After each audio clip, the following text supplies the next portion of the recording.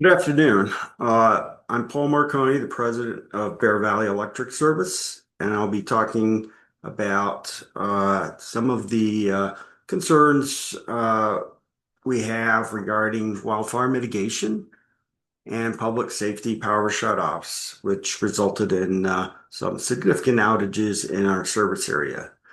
Just for background, I've been at Bear Valley Electric Service since a little over 11 years, since June of 2014. Prior to that, I did a 27-year career in nuclear submarines, uh, where I commanded the USS Olympia, a fast attack nuclear submarine. And my last job in the Navy was the base commander at Naval Base Point Loma, the submarine base in San Diego. I'm also the president of the Big Bear Mountain Mutual Aid Association.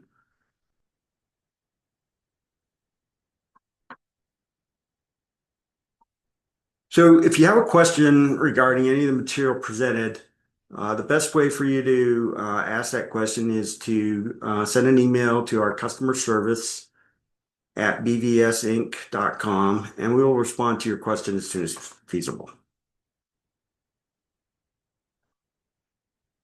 We'll be covering a number of topics, but one of the things I want to point out is, one, we have a very strong safety record.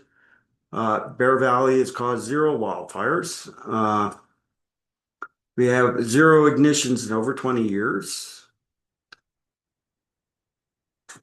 One of the things that our area is susceptible of is vegetation contacting the lines. And as you can see from the picture, our trees get snow laden year after year, and branches get weak. And some of these branches will eventually break off and fall onto the lines.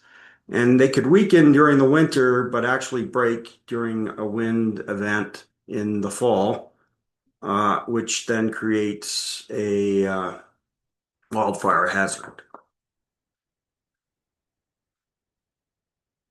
Bear Valley Electric Service, Inc. is an investor-owned utility regulated by the California Public Utilities Commission. We're wholly owned by American States Water Company. We have a board of directors of experienced utility executives. And one of the key things to know is that all Bear Valley employees, Bear Valley Electric Service employees, are required to live in the Bear BVS service area. That means we have skin in the game. It's our homes also that suffer the consequences of our actions. And it's our reputations, it's our families, it's our friends that are impacted. And of course, we don't take that very lightly. We take it very seriously. Bear Valley Electric Service is small, at 32 square miles. As you can see, those little black dots is the meter density of the various areas in our service area. The entire service area is in the high fire threat district. A small portion of it in the south is in the high fire threat district tier 3, which is the extreme risk. And then most of the service area is in high fire threat district tier 2, which is elevated high risk. One of the key takeaways on this slide, if you'll notice, in our subtransmission system, we have no bare wire. We have diligently, since 2020, been replacing bare wire with covered wire. You can almost think of it as insulated wire. And that wire will not ignite if vegetation hits it or some other item comes in contact with it.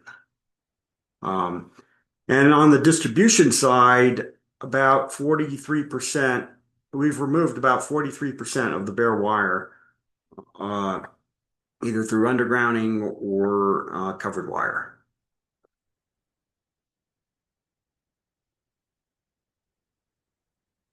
Okay, our normal power supplies come from Edison. The red lines are the Edison lines. Up on the northern side, you have the Cushenberry line, which is this line here. And that line runs along the 18. If you travel along that line, you'll notice A lot of that line is covered conductor. Edison has upgraded that line so it has a elevated threshold for PSPS, public safety power shutoff. The other line is the Dobble line. That line goes through the forest. It's bare wire. It's very old and has a very low threshold for PSPS. And then there's a small line right here that connects the Edison system to our system. It's called the Ute line. It's less than a mile. It's about 0.8 circuit miles. And it is also bare wire and susceptible to PSPS. Edison has turned that line off, and that removes our main source of power, about 34 megawatts. The other source of power is the Bear Valley line, which connects to our Radford line. That line is capable of providing between 5 and 8 megawatts power. Right now, this year, that line on the Edison side is undergoing major repairs and is out of service, which means when Edison de-energizes the Ute line, we have a loss of all supplies. Normally, that line from the south, the Bear Valley line, is available. So we have some redundancy. The Edison maintenance that's being done or reconstruction will produce, they're replacing about 120 poles. They're replacing all of the conductor with covered conductors. So that will elevate that line's threshold for PSPS on the Edison side. The Bear Valley side of that line, the Radford, we hardened that line with covered conductor and replacing all the poles with ductile iron poles last year. If you recall, there were a lot of helicopters flying back and forth with poles in the air and workers. That's what that project was all about. One other thing is we have a power plant, 8.4 megawatts. That power plant is designed as a peaking power plant. That means it operates with a base load. In other words, it needs another source of power, and the peaking plant will follow that source of power. And so when Edison turns off all supplies, that plant becomes very unstable. Recently, we did some modifications to the governor controls so that we can operate that plant in island mode. And we expect to be able to get about 8 to 8.4 megawatts out of that plant when it's in island mode. In planning, it's in the regulatory process, and we're pretty close. We expect to install a solar facility out on Urban Ranch Road and a battery over at the Bear Valley Stockyard. The solar facility would be 5 megawatts AC, and the battery would be 5 megawatts AC, 20 megawatt hours. These two projects, coupled with the power plant, coupled with a few other items we have planned, will allow us to operate as a microgrid separated from Edison. Obviously, we'll be a little bit restricted in how much power we use. We'll ask the public when we're under those conditions to conserve as much as possible. But we will be able to have better control of our power, ability to provide power to ourselves. How do we compare to the big utilities? Obviously, we're much smaller. However, the number of employees per square mile or number of employees per circuit mile is actually higher, which means we have a better ability to manage our system and keep it safe. As you can see, we've had 0 ignitions in the last 20 years. We have quite a few weather stations compared to the small area. You know, we have a high density of weather stations, and weather stations are very important for projecting fire threat weather and understanding the threat out there. Just one other stat, we actually have less employees per meter. So you might say we're right-sized in that respect. There are several wildfire risk drivers. Weather, for example. Dry and high wind conditions is a significant driver of wildfire risk, especially when the fuels are dry and there's plenty of fuels. One of the things that we noticed looking back at weather for quite some time is that on high risk days, we don't see the high winds.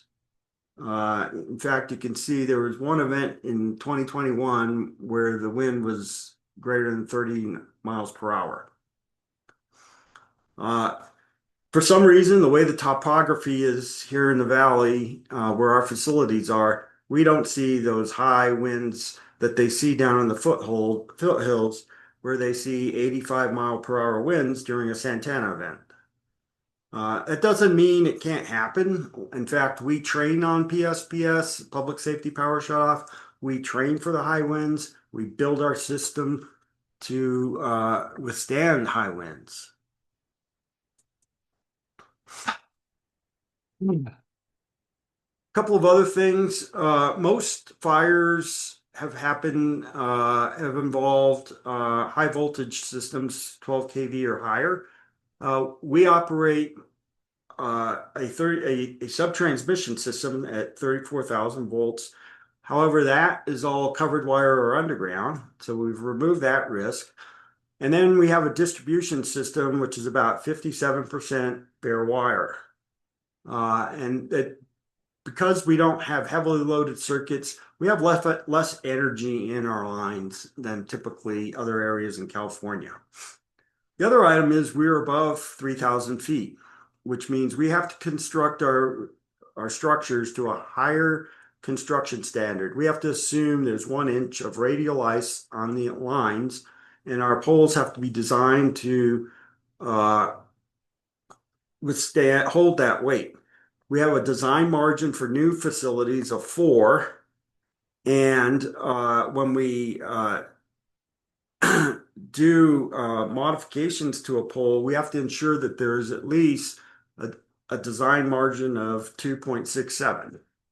These are much higher design margins than what you see down below 3,000 feet. And that's why you may wonder, why does Edison turn off the lines when the wind is not so high? It's because they actually have lower design standards.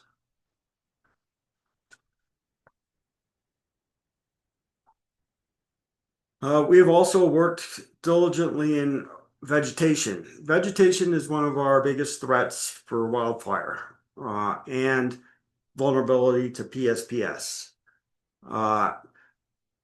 One of the benefits of our system is most of our lines are along the roadways, which makes vegetation management a little easier than other utilities experience.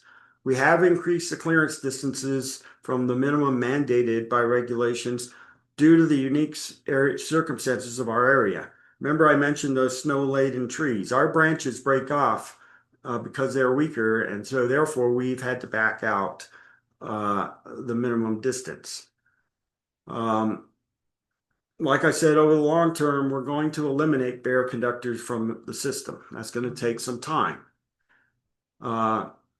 Every time vegetation contacts power lines, we conduct a risk assessment to determine if that was a potential wildfire threat. One of the key points I would say is we have not experienced a vegetation contacting our lines and causing an outage in over 16 months. That is a big change. It's a very good change, and probably has to do with the fact that we've been installing so much covered conductor, because when vegetation hits the covered conductor, nothing happens. So we don't have an outage. Vegetation density in the power line right-of-ways has also been significantly reduced. We use LiDAR. It's a laser device that measures the distance of vegetation, measures vegetation in the area around the lines. In 2020, the right-of-way, which is the area around the lines, was about 25% on average in vegetation density. That is now down to 14%. which means we're able to maintain the required clearances with a lot more ease. Bear Valley has a state-approved wildfire mitigation plan that establishes 79 wildfire mitigation initiatives in these categories. And each year we're evaluated for compliance with our WMP, our Wildfire Mitigation Plan, by the Office of Energy Infrastructure Safety. And in fact, we can be fined if we are not compliant with our plan. We have a lot of initiatives that we have implemented to mitigate wildfire. There's the Cover Conductors project, which is in progress. We've already eliminated all bare wire in the sub-transmission system, and we've eliminated quite a bit of bare wire in the distribution system. Last year, we completed the Radford line replacement project, and that you can see the helicopter carrying the pole. That was that project. We removed expulsion fuses in our system early on. Expulsion fuses have been involved in wildfires, and we replaced those fuses with current limiting and electronic fuses. We also have been assessing our poles for strength. We've assessed over half of our poles in inventory and remediated poles or replaced or remediated poles that did not meet the correct strength standards. We've also have this evacuation route hardening project where we have hardened over about 50% of our poles for evacuation purposes. All the primary evacuation routes have been completed, and we're now working on secondary evacuation routes.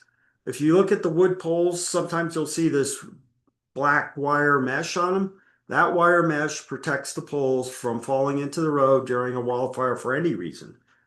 During the Paradise Fire, one of the key things was poles fell into the roads, preventing first responders from entering and residents from evacuating or making it more difficult. So that's what that program's about. Generally, when we replace a wood pole, we always try to select lightweight steel or fire-resistant composite poles. During the Eaton fire in Altadena, poles with the wire mesh did not fall into the road. We have a program to remove tree attachments. This is where back many years ago, utilities had the practice of attaching lines to the trees. We no longer do that, and we've been steadily removing tree attachments. We do quite a few inspections, and I'll speak to that on another slide. We also have a self-healing system. It's called the Fault Localization, Isolation, and Service Restoration System. The system's designed to, when a fault occurs, for the system to identify where the fault is, open switches to isolate the fault, and then restore the rest of the system automatically. We've also installed quite a few fault indicators, which allow the linemen, when there is an outage, to identify where faults are and narrow down their search so they can quickly restore power. We've been automating switches out in the field. This now allows us to operate switches remotely from our distribution control center. We also have been automating substations. Another ability helps us operate our substations remotely.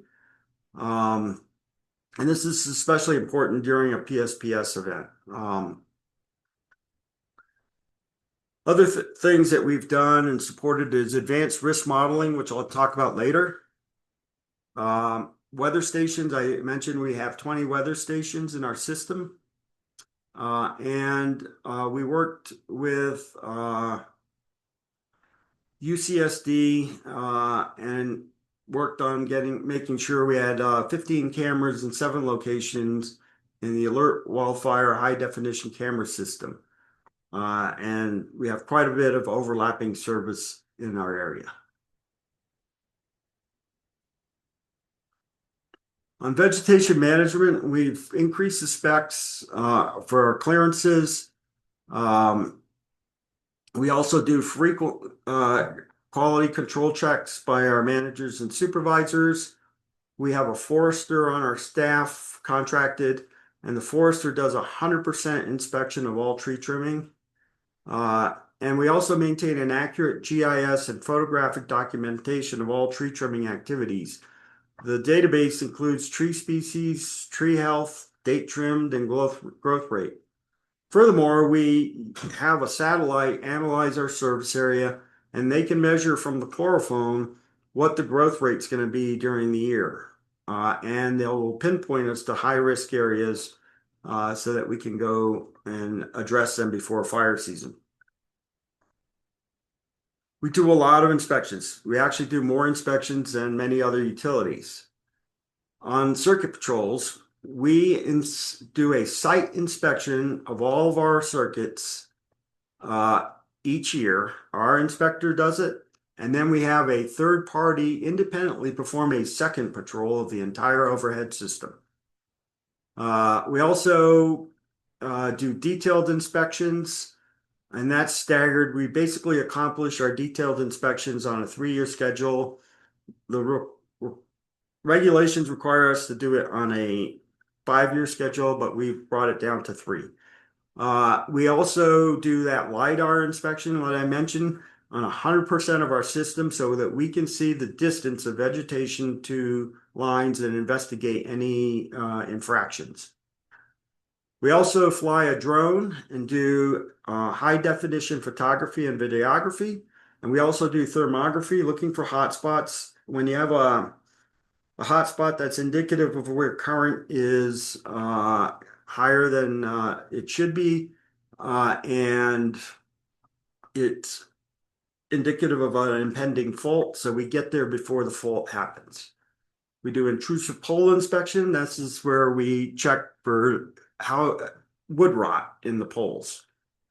And then finally, I mentioned we do satellite imaging of our entire service area. This helps. These satellites are very high resolution. They're able to tell the proximity of trees to our lines. They're also able to identify vegetation growth rates. We use some very sophisticated risk modeling software by an experienced contractor in this area, Techno Silva. They're recognized experts. They're used by the state and other utilities. Cal Fire, for example, uses Techno Silva. And we leverage their software. We run it every day to determine the risk our circuits pose to the system. And we look at basically every inch of our system to see where there's ignition risks. And if we have a high ignition risk, then we'll go out there and see what the issue is.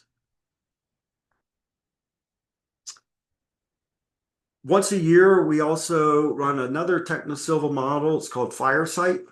And basically what this does is it takes the last 10 years, it looks at the worst fire weather, 98th percentile of that, and says, okay, if you apply these worst fire days during that 10-year period, how would your system perform? And you can see in the upper left how the system had a lot of red and orange and yellow in it. Now you can see today with all our hardening efforts how that risk is being dissipated. And that area in the little ellipse, that actually was finished earlier this month. So there is no bare wire in our subtransmission system. This is another model we have internally. It just shows how covered conductor project and Radford Line project have significantly reduced risk in our system. I'm going to shift gears. I'm going to talk about the Bear Valley Solar Energy Project. This project, we filed an application in May of 2024. We reached an agreement with Cal Advocates, a settlement agreement in July. We expect the commission to issue a proposed decision probably in October and a final decision at the end of 2025, beginning of 2026. We also have CEQA being done with the county. We've done all the required studies. We'll be going through a public comment period, and we would expect CEQA to be approved sometime in quarter one of 2026. We expect this plant to be in operation by mid-2027. This project will significantly mitigate the impact of PSPS due to a partial or complete loss of Southern California Edison lines. This project is located in the Irwin Ranch Road area. We have also a Bear Valley battery energy storage project, which I mentioned earlier. The project, the application is tied to the solar application, so it's on the same schedule. The CEQA, we don't do CEQA with the county on this project. We'll do permitting through the city of Big Bear Lake. The parcel is zoned for commercial, industrial, and small generation plants. So this is a good location, safe location for a battery. And this battery, I would expect it to be in operation. I'm hoping 2026, could extend out to 2027, but I think we could probably get it done to 2026 if the commission approves our application by the end of the year or very early next year. Once again, this battery will make the power plant operation much more stable and help mitigate a complete loss of power when Edison turns off the power lines. Another item, just want to let you know, we had a facilities agreement with Snow Summit, and we just actually completed yesterday 2 10-megawatt substations to serve the resort snowmaking. Snow Summit's paying for this project, and it'll allow them to reduce the use of their diesel generation. And at some point, once they're confident in our capabilities to deliver power to them reliably, they will probably at some point look at decommissioning those power plants. That'll be their decision. The project was pretty impressive, involved moving some very heavy, large equipment up a dirt road behind Snow Summit to get to the peak. So there's one substation up at the peak and another substation down at the base of the resort, mimicking their power plants. So it was quite a impressive project, and it's now in operation. Okay, public safety power shutdowns or shutoffs. It's a measure of last resort. There are many things that we do before we actually get to a PSPS situation. Our area is susceptible to several conditions in which PSPS can have a direct impact on our customers. One, we could experience extreme fire threat weather and conditions that warrant implementation of PSPS on our system. Or two, Edison could direct PSPS, which has been the case. Or we could have a combination of the above. We make every effort to notify customers and local government ahead of time. Power restoration occurs after the conditions have improved to non-threat conditions and safety checks have been performed.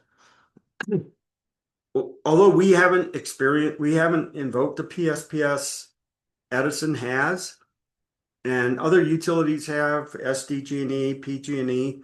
And what they did find after invoking a PSPS and the weather improved, during their safety checks, they have found damage that could have resulted in wildfire or ignitions.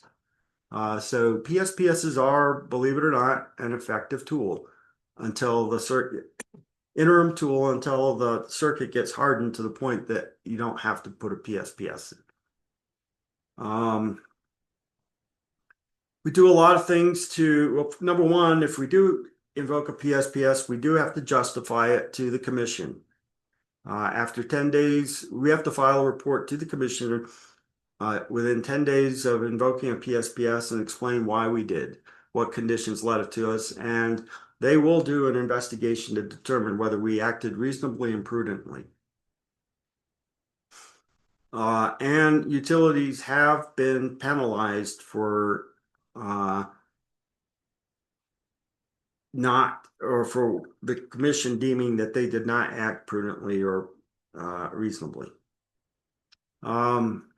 We determine whether a PSPS event is necessary by considering this list of information, its weather conditions, our Techno-Silva model, fire potential index.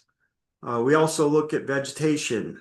For example, if for some reason, just before fire season or during fire season, our veg management contractor goes on strike and we fall behind our vegetation management, we would have to look at our thresholds. That hasn't happened, but I'm just trying to give you, if we did find some issues, we would have to take those extraordinary factors into account.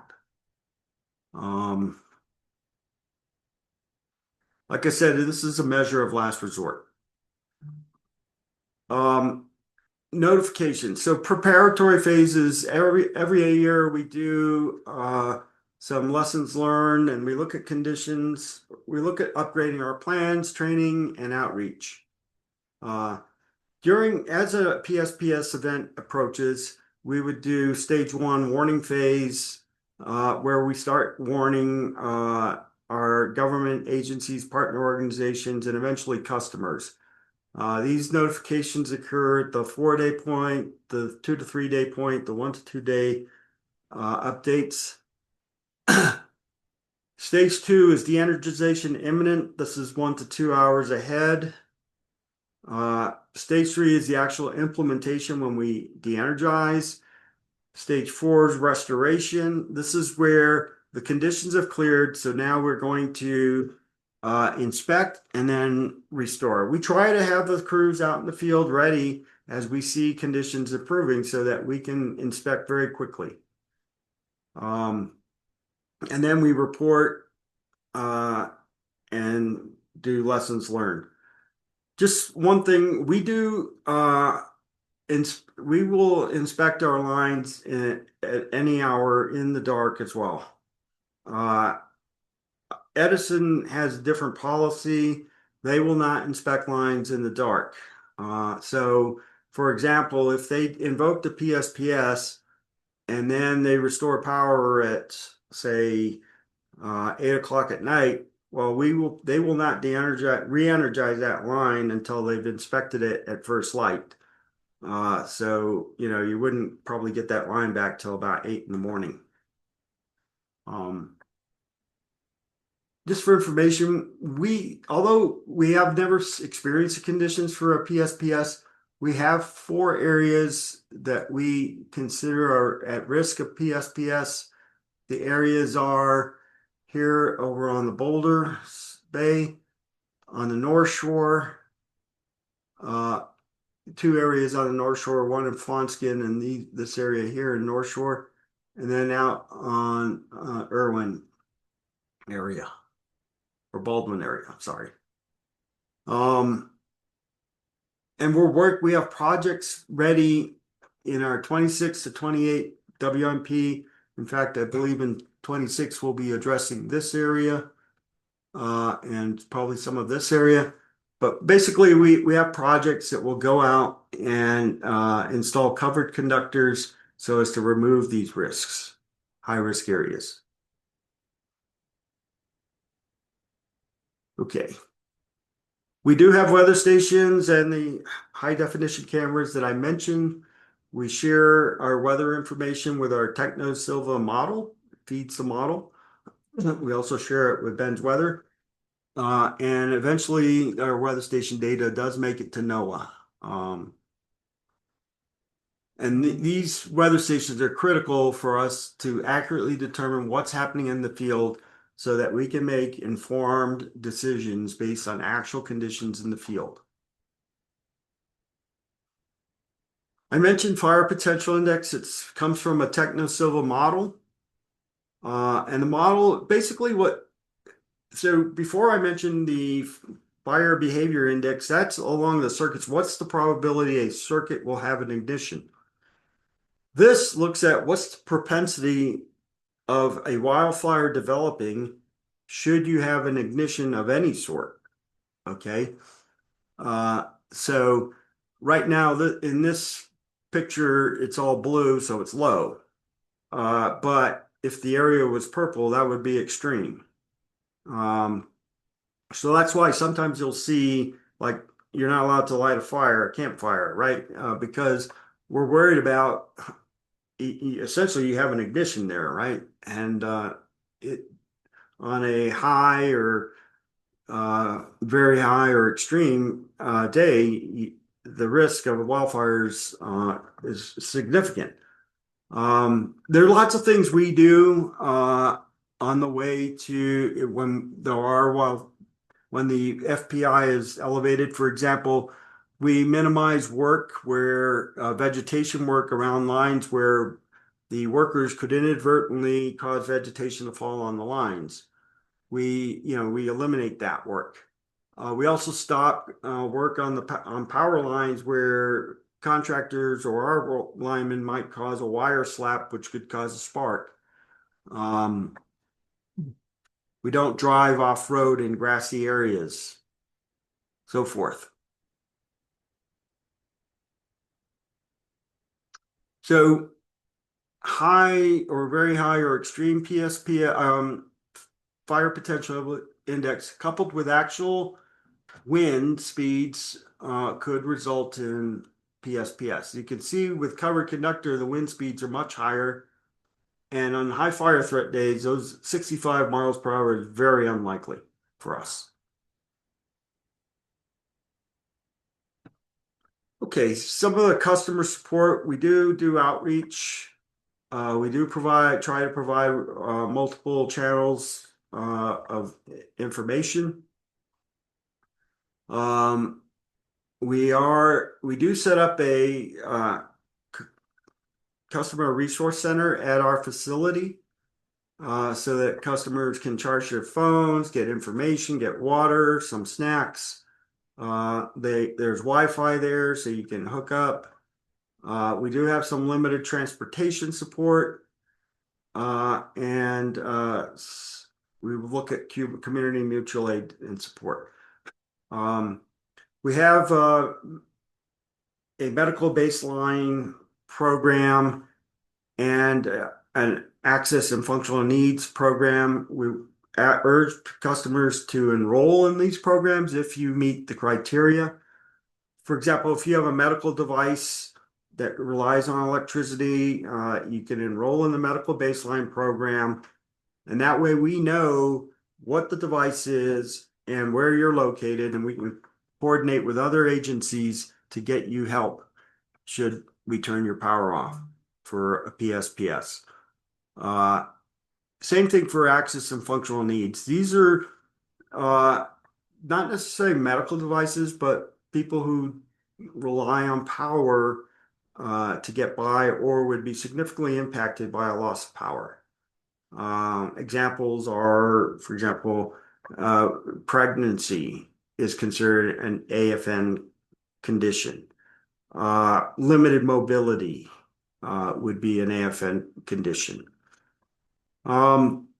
We try to collaborate with local agencies and local transportation. We do partnerships with healthcare providers for emergency planning, and we work with CBOs.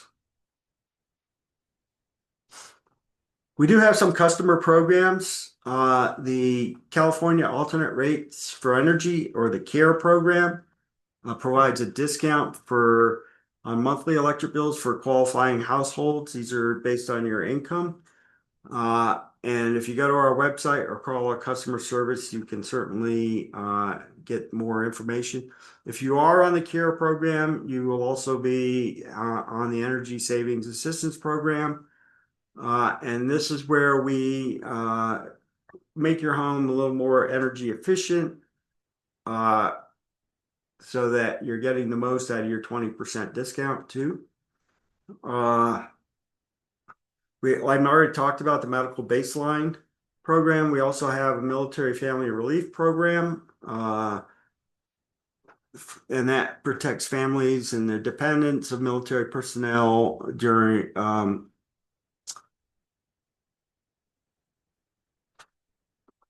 I already mentioned access and functional needs. We've got the Home Energy Assistance Program. The HEAP program provides financial assistance to low-income households. And then Emergency Disaster Relief Program. If the governor or the president declare a state or federal emergency, state of emergency, there's a number of customer protections that go into place. For example, we will waive reconnect fees. We'll beef up our staff that do reconnections, service connections. We have payment plans and so forth that would take into effect during such conditions.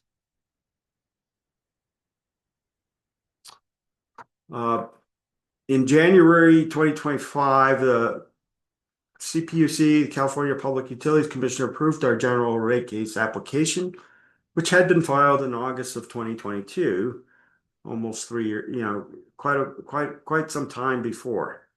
And the impact of the commission taking so long to approve our rate case resulted in 3 years of rates, 23, 24, and 25, being implemented at the same time, which resulted in, on average, about almost a $21 per month increase. We did do an analysis just because we are concerned about affordability, and we looked at 325 kilowatt hours per month, which is kind of an average for a household. And we compared our rates. We had an independent analyst do this analysis and compared it to PG&E, SDG&E, and SCE, and they were all higher than us. A significant portion of this increase was due to increased public safety from the threat of wildfires, which was mandated by the California legislature and the CPUC. And about 80% of that increase was just due to wildfire mitigation efforts. And wildfire mitigation was mandated by the legislature and the CPUC through our wildfire mitigation plans. In other words, we were required to produce wildfire mitigation plans and get them approved by the Office of Energy Infrastructure Safety and the CPUC, and then we were required to comply with the plan. We will file another application in January 31, 2026 for rates in 2027, 28, 29, and 30. Okay, I think I covered quite a bit of information. If you have any questions regarding the material presented, please direct an email to customer service at bvesinc.com. We will respond to your questions as soon as feasible. Thank you and have a great evening.